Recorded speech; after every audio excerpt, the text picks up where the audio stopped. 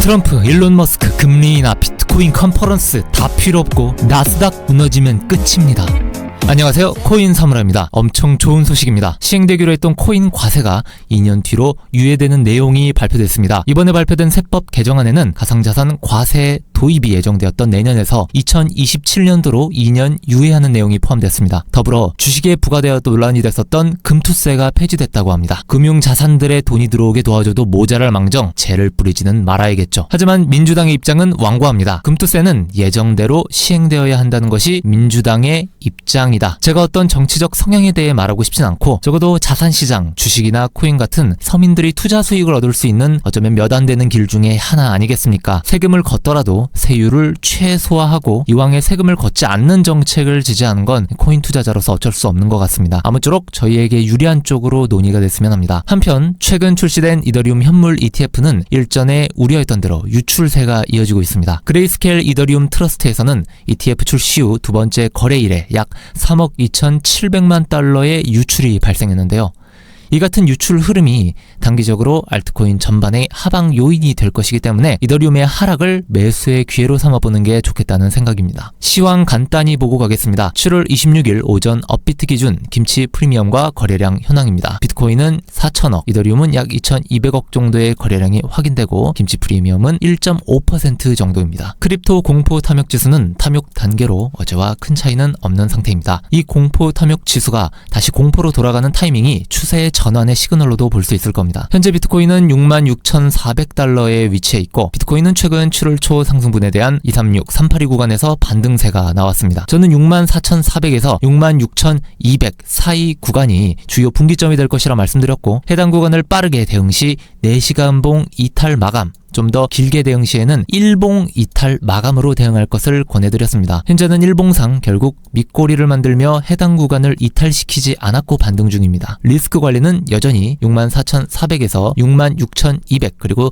6700달러를 분기점으로 해야 할 것으로 보고 있습니다. 이더리움입니다. 이더리움은 현재 3180달러에 위치해 있습니다. 6월 초 하락분에 대한 236 지지, 7월 초 상승분에 대한 618 지지를 받고 있습니다. 이더리움은 추가 낙폭이 여전히 가능한 상황이라고 말씀드리겠습니다. 한편 중국은 계속해서 금리 인하의 기조를 이어가고 있습니다. 중국이 기준금리의 역할을 하는 LPR을 0.1%포인트 낮추며 유동성 공급을 시작했고 은행 자금 유동성을 조절하는 MLF 역시 기존 1.5%에서 2.3%로 갑작스레 인하했습니다. 금리 인하는 사실상 침체 국면을 인정하게 되는 것이므로 현재 시장이 금리 인하를 어떻게 해석하는지가 중요하다고 자주 언급드렸습니다. 최근 EU, 캐나다 등에서도 금리 인하가 이루어졌기 때문에 저희는 이 추세를 계속해서 지켜보고 있어야 됩니다. 블룸버그와 로이터 통신에 따르면 미국 연준에서는 여러 은행들과 여러 테스트를 거쳤고 경기 침체에 대비하고 있다는 말을 전했습니다. 급격한 실업률 증가와 주가, 상업용 부동산, 주택 가격의 폭락을 상정하고 은행들이 버틸 수 있는지를 점검했다는 것인데 여러분은 이 기사가 어떻게 보이시나요?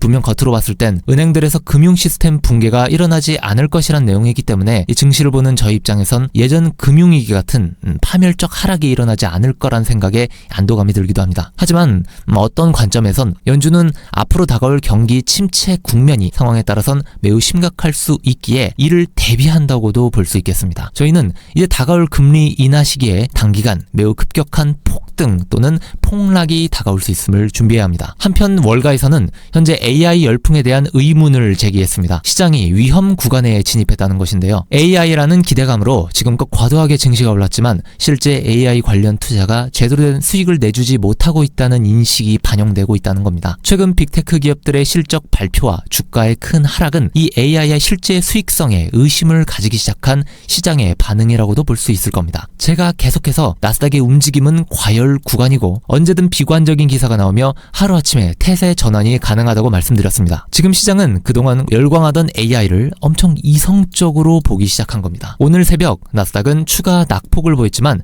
일전에 말씀드린 4시간봉 200일 EMA의 지지를 받아주었습니다. 다만 현재 봉 형태가 좋지 않기 때문에 해당 구간은 좀 더 지켜봐야 합니다. 다양한 분석들이 지금의 하락을 해석하고 있지만 저는 지금 참고할 기사는 과거의 기사들이라고 생각합니다. 과거의 증시에 큰 폭락이 나오기 전엔 어떤 기사들이 나오고 있었을까요? 미 증시 블랙 먼데이 20년 악몽 재현 가능성 낮아. 날짜를 보시면 2007년 10월 달의 기사입니다. 기사 내용은 월가가 87년 있었던 블랙 먼데이와 같은 주가 폭락은 일어날 가능성이 낮다고 분석했다는 겁니다. 당시 증시는 2007년 10월 말부터 폭락하기 시작했습니다. 폭락 2주 전에 쓰여진 기사란 걸 주목해 주시길 바랍니다. 보시면 당시 서브프라임 사태는 이미 일어났었고 투자자들이 공공연하게 알고 있던 내용이라는 겁니다. 사태가 확산되지 않을 거란 믿음이 있었고 주가의 고점에 많은 매수세가 들어온 것이죠. 당시 차트를 보시면 이렇습니다. 저 빨간색 영역이 방금 기사가 나온 영역입니다. 보시면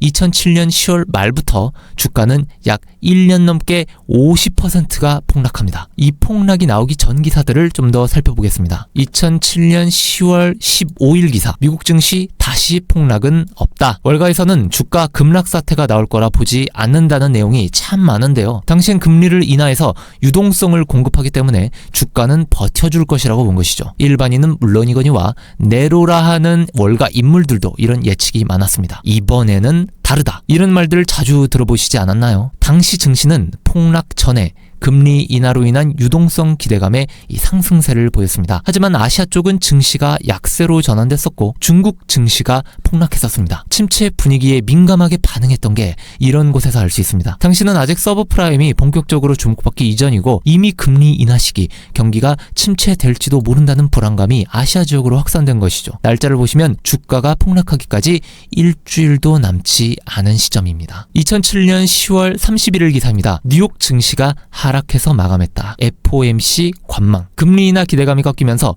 뉴욕 증시는 하락했다고 전했는데요. 사실 이미 경기 둔화 국면에 있었고 앞으로 벌어질 서브프라임 사태로 경기 침체에 쐐기를 박은 거죠. 고금리가 유지되고 경기가 식어가는 국면에 더 이상 버티지 못하는 은행들, 기업들이 기하급수적으로 많아지고 이렇게 체력이 약해진 상태에서 전쟁, 금융위기 같은 큰 이벤트가 발생하면 경기가 버티지 못하고 이는 곧 주가 폭락으로 이어지는 패턴입니다. 이 모든 기사들이 10월 중순부터 10월 말에 나온 기사들이고 주가는 11월 초부터 폭락하기 시작합니다. 거듭 말씀드리지만 금리 인하는 위험 자산의 호재이나 경기가 꺾여가는 국면임을 알려주는 지표이기도 합니다. 경기가 과열할 때 금리 인하를 하진 않죠. 주가는 큰 흐름에서 경기가 호황일 때 상승하고 침체일 때 하락합니다. 나아가 주가는 경기를 선반영하기 때문에 보통 본격적인 침체 국면이 다가오기 전에 미리 반응하게 됩니다. 기사를 좀 더 보겠습니다. 2007년 11월 26일 증시가 어느 정도 하락하고 다시 반등하기 시작할 무렵에 나온 기사입니다. 저가 매수가 유입돼 주가를 끌어올리고 있다. 주가가 반등하기 시작했던 구간을 볼까요? 방금 기사는 보시는 빨간 영역, 주가가 하락하고 반등하던 지점에 나온 기사입니다. 해당 영역을 좀 더 확대해서 보시면 단기 저점으로부터 약 8% 정도 반등한 모습을 확인할 수 있습니다. 보시다시피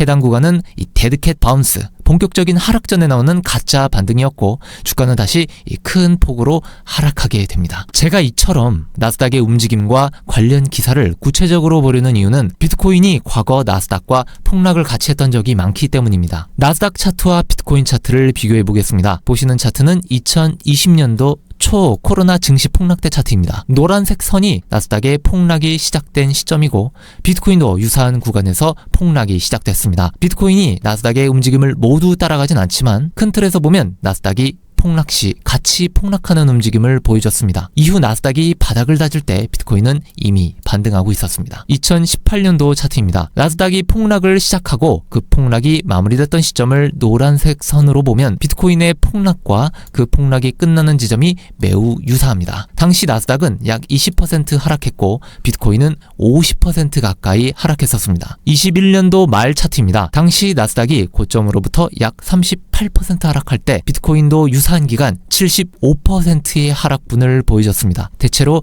이러한 하락 기간도 유사하고 하락이 시작된 시기와 이 마무리된 시기도 상당히 유사합니다. 이렇듯 저희는 위험 자산이자 기술주 집합체인 이 나스닥의 움직임을 통해 위험 자산 자금 이탈 현황을 살펴볼 수 있는 겁니다. 다시 나스닥 차트로 돌아와 나스닥은 일전 영상에 말했다시피 노란색 200일 EMA의 지지를 받아주었고 나스닥이 만약 더 하락 하락하게 된다면 저는 노란색 200일 EMA를 주요 지지 포인트로 보고 있습니다. 초록색 100일 EMA에서 지지가 나와준다면 정말 좋겠지만 단기간 낙폭이 거셌던 만큼 시간을 끌면서 노란색 200일 EMA까지의 하락도 충분히 가능하다고 보고 있습니다. 일봉상으로 봤을 때 100일 EMA의 지지를 받고 있습니다. 추가 낙폭은 충분히 확대될 수 있고 그 허용 범위는 일봉상 200일 EMA까지 고점 대비 약 14% 낙폭입니다. 보시는 노란색 채널은 하나의 채널을 확장한 채널이고 현재 이 하락 채널을 강하게 돌파해서 상승해주지 않는다면 나아가 고점 부근까지 돌파해주지 않는다면 나스닥의 추가 하락을 염두하고 보수적 접근이 필요하다고 생각합니다. 나스닥은 분명 단기적으로 반등세를 보여줄 수 있는 가능성이 있지만 보시는 일봉상 200일 EMA의 지지를 받지 못하고 일봉상 이탈해서 마감하게 된다면 이는 더 큰 폭의 20%, 30%에 해당하는 낙폭을 보여줄 수도 있다는 얘기고 비트코인은 많이 같이 폭락하게 될 확률이 높습니다. 비트코인 보시면 비트코인은 분명 강세입니다. 코인 시장 한정으로 눌림목 매수가 유리하다고 보며 단기적으로 더 고점을 높일 수 있다고 생각합니다. 하지만 다양한 하방 요인 중 나스닥이 매우 약세를 보이고 있고 통상의 조정을 넘어서는 더 큰 하락이 나스닥에서 발생할 수 있기 때문에 비트코인이 단기적으로 나스닥과 디커플링되어 상승하더라도 결국 나스닥이 무너진다면 비트코인이 커플링되어 하락할 것이라는 생각엔 변함이 없습니다. 투자 비중을 적극적으로 조절하시길 바라면서 리스크 관리해 주시기를 부탁드리겠습니다. 오늘 영상은 여기서 마치도록 하겠습니다. 좋아요와 구독은 제 채널에 큰 힘이 됩니다. 다음 영상에서 뵙겠습니다. 감사합니다.